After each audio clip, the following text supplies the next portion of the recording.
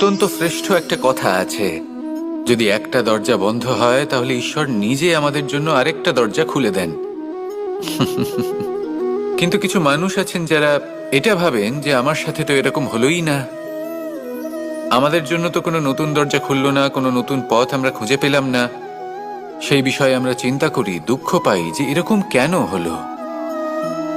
কখনো কখনো নতুন দরজা উন্মুক্ত হয়, কিন্তু পুরনো যে বন্ধ দরজা আছে তার সামনেই আমরা দুঃখী হয়ে বসে থাকি, আর এমন ভাবে বসে থাকি যে নতুন দরজার দিকে আমাদের চোখই যায় না। কখনো কখনো ঈশ্বর জেনে শুনেই আমাদের জন্য নতুন দরজা, নতুন পথ উন্মুক্ত করেন না, কারণ তিনি চান যে আমরা যেন পরিশ্রম করি, কর্ম করি, নিজেকে আরো বেশি শ্রেষ্ঠ করে তুলি, সক্ষম হই, আর নিজের পথ আমরা নিজেই খুঁজে নিই। কখনো কখনো এমনও হয় যে ঈশ্বর চান যে আমরা যেন সেই পথে চলতে শুরু করে দিই। ভবিষ্যতে গিয়ে ঈশ্বর আমাদের সবকিছুই প্রদান করেন।